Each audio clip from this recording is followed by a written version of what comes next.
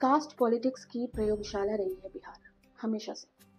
अभी 2 अक्टूबर को caste census का डाटा रिलीज हुआ है, जिसमें हमें ये पता चला कि ओबीसी और ईबीसी की पॉपुलेशन जो है वो 63% है और जनरल कैटेगरी की पॉपुलेशन 15.5% है। यहाँ तक तो ठीक है, लेकिन इसके साथ जो ये कहा गया है कि जिसकी जितनी आबादी उसकी उतनी भागीदारी, मीन्स रिसोर्सेज या रिजर्वेशन के लिए ये बात कही गई हो, तो उस हिसाब से मैं ये कहती हूँ कि जब 82% हिंदू ये कह दें कि ठीक है, जिसकी जैसे आबादी उसकी वैसी भागीदारी, तो फिर क्या होगा? एक इंटरनेशनली कम्युनल होने का टैग लग जाएगा आपको। और क्या होगा? हो सकता है दंगे भी हो जाए, हो सकता है पत्थर बरसने लगे। लेकिन 2006 में प्रधानमंत्री मनमोहन सिंह अगर स्टेज पे खड़े होकर सबके सामने ये कहते हैं कि देश के संसाधन पे पहला अधिकार देश की माइनॉरिटीज का है, स्पेशली मुसलमानों का, तो ये बड़ा सेक्युलर स्टेटमेंट था, ये बड़ा ही सोशल जस्टिस वाला स्टेटमेंट था। अब आइए देखते हैं इस सेंसस का परिणाम क्या होगा। कायस्थ जाति, जिनको कि ये तगमा मिला हुआ है कि दे आर अपर कास्ट, उनकी पॉपुलेशन 0.6% है। अब अगर किसी सरकारी नौकरी की वैकेंसी निकलती है जिसमें 100 सीट्स होंगी, तो उसमें इनकी भागीदारी क्या होगी?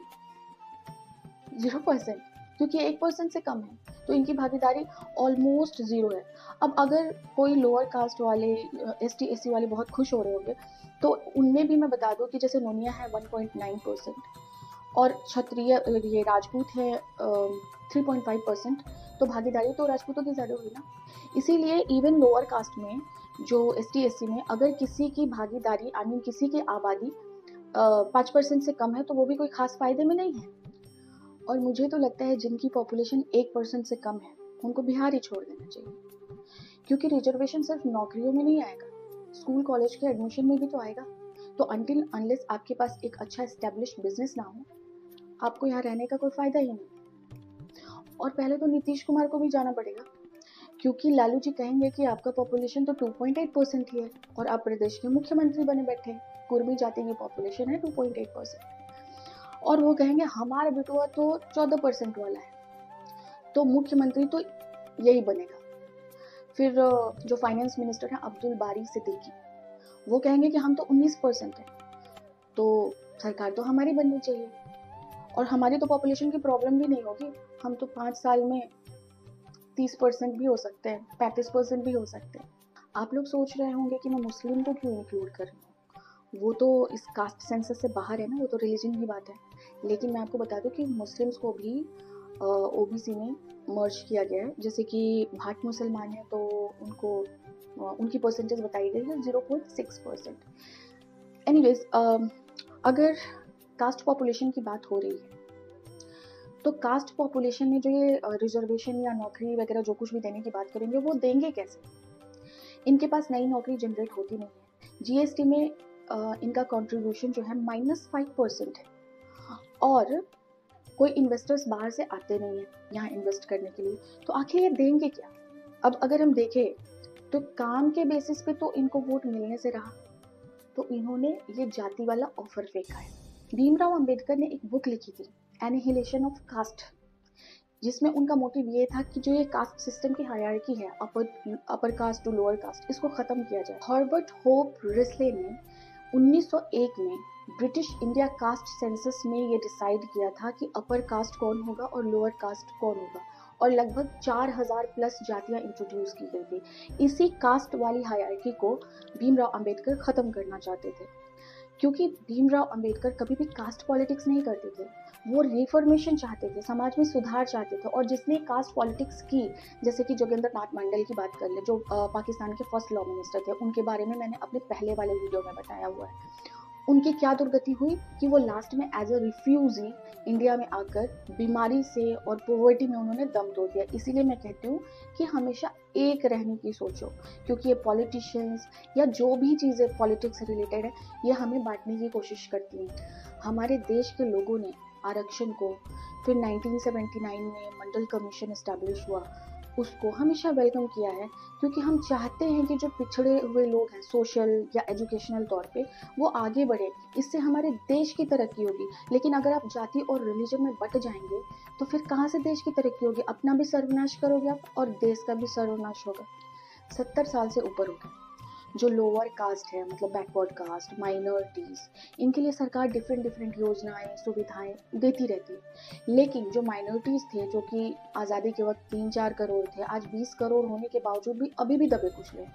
और जो पिछड़े वर्ग थे, जैसे ST SC OBC, वो पिछड़े थे और अब भी पिछड़े हैं। तो मतलब हो क्या रहा है? मंडल कमीशन में जस्टिस रोहिणी के अकॉर्डिंग 6000 जातियां इंक्लूड की गई थी, जिसमें से सिर्फ 40 जातियों की हेल्प की है मंडल कमीशन ने। तो इतना बायस्ड क्यों है? अभी राहुल गांधी ये पूरे देश में कास्ट सेंसस की बात कर रहे हैं। 2014 में जब सिद्धारमैया ने कर्नाटक में ये जातीय जनगणना करवाई थी, उस वक्त जो रिपोर्ट आई थी उसको रिलीज क्यों नहीं किया गया? उनको पता था कि उसका रिजल्ट क्या होगा, इसलिए रिलीज नहीं किया। लेकिन आज ये पूरे देश में कास्ट सेंसस की बात कर रहे हैं। क्यों कर रहे हैं? पहले आपकी कर्नाटक में सरकार है, पहले वो तो रिलीज कराओ, फिर आप आगे की बात करना। और ये जो सोशल जस्टिस के नाम पे ये कह रहे हैं कि जिसकी जितनी आबादी उसका उतना अधिकार होगा, तो फिर 3000 प्लस जातियां हैं, 25,000 उपजातियां हैं, ये रिजर्वेशंस को इतने भागों में कैसे सोशल जस्टिस करेंगे? मतलब कैसे डिवाइड करेंगे? तमिलनाडु में 70% आरक्षण है। बाकी बचे जो 30% लोग हैं, अगर वो उन्होंने बहुत अच्छी पढ़ाई लिखाई की है, इंटेलिजेंट है, तो वो विदेश चले जाते हैं। आप अगर फर्स्ट वर्ल्ड कंट्रीज में जाएंगे तो आप देखेंगे कि ये लोग बहुत अच्छा तरक्की कर रहे हैं, स्पेशली IT सेक्टर में।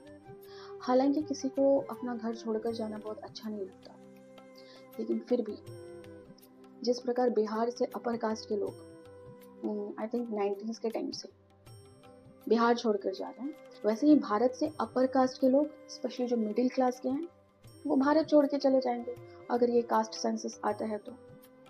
एक टाइम था बिहार में जब हमने अपने नाम के आगे सरनेम लगाना बंद कर दिया था। आप 90s के बच्चों को देखोगे ना, उन्होंने अपने नाम के आगे सरनेम लगाना बंद कर दिया था। क्यों? कहीं किडनैप ना कर ले कोई। आपको ये समझना होगा कि सिर्फ एक जाति को फायदा देने के लिए ये सारा खेल खेला जा रहा है, क्योंकि वो एक जाति इनकी एब्सोल्यूट वोटर है बिहार में, और उसके बाद इनको भी फायदा होगा या नहीं इसकी कोई गारंटी नहीं है, क्योंकि मैंने पहले ही बता दिया कि नौकरी जनरेट कहाँ से करेंगे? इन्वेस्टर्स यहाँ आते नहीं हैं। और अगर ST SC और OBC के लोग सोच रहे हैं कि उन्हें बहुत फायदा होगा, तो अपना परसेंटेज देख लो भाई, कि आपकी पॉपुलेशन का परसेंटेज क्या है, उस हिसाब से आपको कितना फायदा होगा। मुझे तो नहीं दिख रहा। और जिस एक जाति को खुश करने के लिए ये लोग ऐसा कर रहे हैं, उस जाति का एक और सबसे बड़ा नुकसान पता है क्या होगा? आप खुद सोचिए, अगर समाज का बाकी वर्ग ये सोचे कि आपने उनका हक मारा है, तो क्या वो आपसे प्यार करेंगे? नफरत ही करेंगे। और इसका रिजल्ट क्या होगा? हो सकता है इस नफरत का रिजल्ट बहुत बुरा हो, आप और बट जाएं, और उस बटने का फायदा कोई और उठाए और आप घाटे में जाते जाएं। पहले रिजर्वेशन जो था वो कास्ट बेसिस पे मिलता था, जो लोग सोशली पिछड़े हुए लोग हैं, एजुकेशनली पिछड़े हुए लोग हैं, और सुविधाएं जो थी वो पॉपुलेशन लाइक माइनॉरिटीज़ के बेसिस पे मिलती थी। लेकिन अब जब ये कास्ट सेंसस लागू होगा, तो जो लोग अल्पसंख्यक होंगे, जैसे कि ब्राह्मण, राजपूत, इवन नोनिया, तो क्या इन लोगों को कुछ स्पेशल सुविधाएं मिलेंगी? एब्सोल्युटली नॉट, बिल्कुल नहीं मिलेंगी। समाज जितना जाति और धर्म में बटेगा, उतना ही इन नेताओं को और इनके फैमिली को फायदा होगा, हमारा सिर्फ नुकसान होगा।